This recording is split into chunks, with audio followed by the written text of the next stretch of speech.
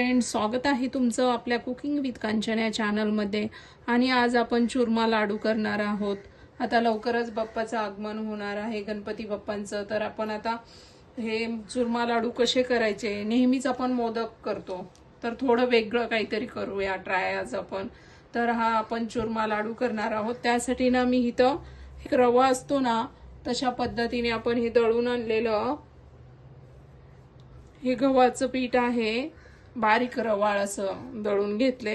बस अजून काही नाही करायचं। जे आपण ह्याला डाळ बाटीला वगैरे वापरतो ना, तेच तशा पद्धतीने दळून घ्यायचं आहे। इथं मी घेतलेलं आहे 250 ग्राम पीठ। त्यामध्ये एक चुटकी असं मीठ टाकूया। गुळाचा पदार्थ असला तर त्यामध्ये थोडंसं मीठ टाकायचं आणि 2 चमचे आपण तूप टाकणार आहोत, असंच गरम न करता।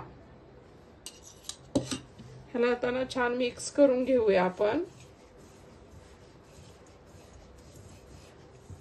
आणि हे तुम्ही पाण्यात सुद्धा मळू शकता, पण मी ना दूध घेतलेलं आहे। दुधात अजून जास्त छान स्वाद लागतो ह्याचा। तर हे कोमट दूध आहे। आपण आता जसं लागेल तसं ना घट्ट मळायचं आहे आपण याला, जसं की पुरी वगैरे करायला मळतो ना, घट्ट डो तयार करून घ्यायचा आहे आपल्याला ह्याचा। तर पाहू शकतात फ्रेंड्स, आपण असा हा घट्टसर डो ह्याचा रेडी करून घेतला आहे। एक पेला मी दूध घेतलं होतं, त्यातलं सुद्धा 2 चमचे 2 ते 3 चमचे राहिलेला आहे। तर चला आता हे साईडला ठेवूया आणि आपल्याला पाक करण्यासाठी काय लागणार आहे ते दाखवते मी। तर पाहू शकतात पाकासाठी आता ह्याच मापाने आपण 2 माप गव्हाचं पीठ घेतलं होतं। आता इथं ड्रायफ्रूट घेतलेले आहेत कट करून, अर्धा चमचा विलायची पावडर, बस एवढंच साहित्य लागणार आहे। आता हे साईडला ठेवूया, तूप गरम करत ठेवूया आणि तोपर्यंत त्याच्या भिजवलेल्या पिठाच्या मुठिया तयार करून घेऊया। चला तर मग।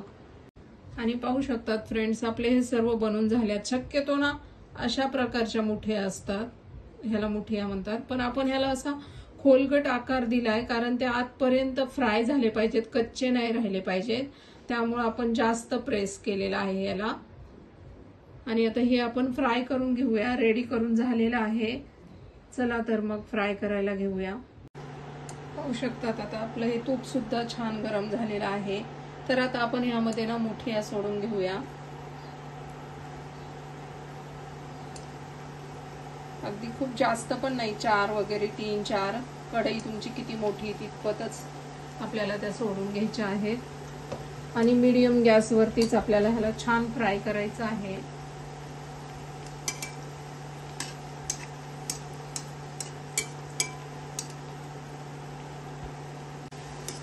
फ्रेंड्स, एकदम झटपट होणारा हा पदार्थ आहे, फार असा वेळ लागत नाही, अगदी अर्धा तासामध्येच होऊन जातो। छान याला फ्राय करायचं आहे। प्रत्येक वेळेस आपण कसं मोदक करतो, मावा मोदक, चॉकलेट मोदक, हे ते, आज जरा आपण वेगळं काहीतरी करूया बाप्पासाठी। छान मीडियम गॅसवरती ह्याला फ्राय करते। पाहू शकतात हे छान असे गोल्डन ब्राऊन आपले फ्राय झालेले आहेत मुठिया।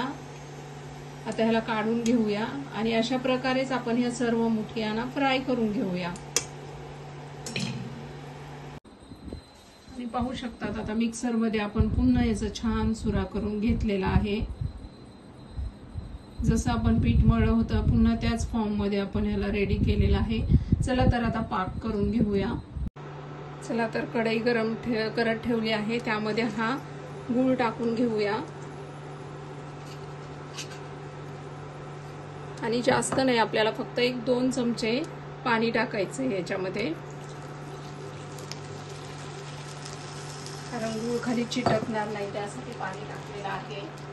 आणि आपल्याला ह्याचा पाक असा 1 तारी 2 तारी करायचा नाही, फक्त आपल्याला हे वितळून घ्यायचं आहे छान असा गूळ।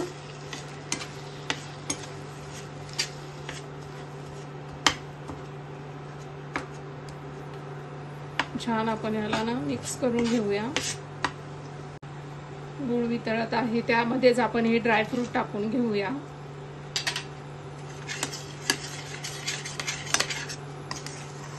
मिक्स करूया ह्याला छान।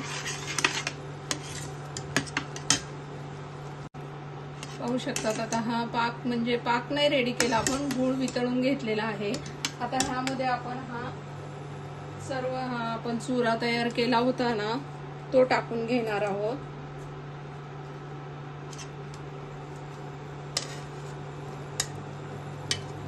छान याला मिक्स करून घ्यायचं आहे.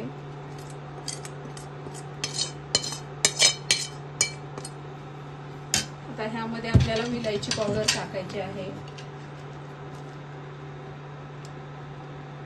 आणि एकजीव करून घेऊया.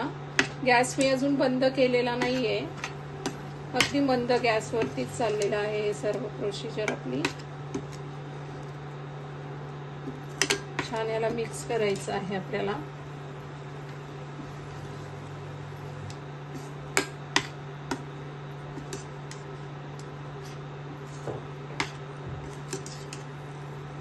हे पहा छान मिक्स केलेला आहे.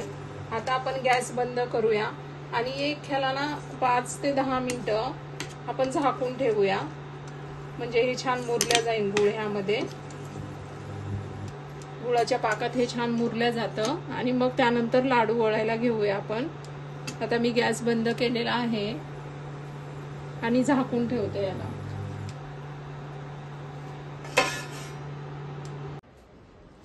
आता पाहूया आपण, एक 10 मिनिटं मुरत ठेवतो याला आणि छान मुरलेला आहे. आता आपण लाडू वळायला घेऊ. त्यामध्ये पण एक ट्विस्ट आहे, आपण लाडू तर नेहमीच बनवतो, आज वेगळा काहीतरी त्याला शेप देणार आहोत. आपण आपल्या मुलांना पण कसं वेगळ्या पद्धतीचं काहीतरी नेहमीच देण्याचा प्रयत्न करतो, म्हणजे मुलं आवडीने खातात. तसेच आपले पप्पा सुद्धा, त्यांना पण वेगळं काहीतरी द्यायचं म्हणजे बाप्पा सुद्धा आपले कसे खुश होतील. तर चला आता मी हे घेतलेलं आहे जे आपण मूठ पाडतो ना बाप्पाच्या नैवेद्यावरती, तर तो साचा घेतलेला आहे मी. आता पाहू शकता, आता हा साचा घेतलेला आहे. आता यामध्ये ना खसखस टाकलेली आहे आणि ह्यामध्ये आपण हे सारण भरून घेणार आहोत. छान याला असं प्रेस करून घ्यायचं.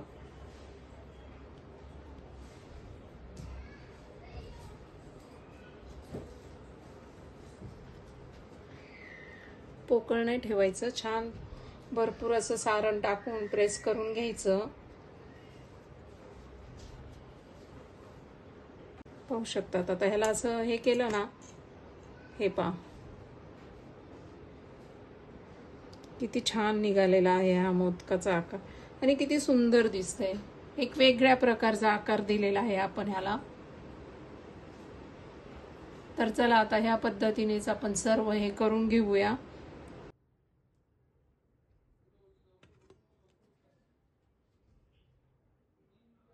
पाहू शकता झटपट असे गणपती बाप्पाच्या प्रसादाचे चुरमा लाडू रेडी झालेले आहेत. आणि ह्या गणपती उत्सवामध्ये तुम्ही सुद्धा नक्की करून पहा आणि तुमचे अनुभव कुकिंग विथ कांचनवरती शेअर करा. आपल्या चॅनलला सबस्क्राईब करा, लाईक करा, शेअर करा. थँक्यू.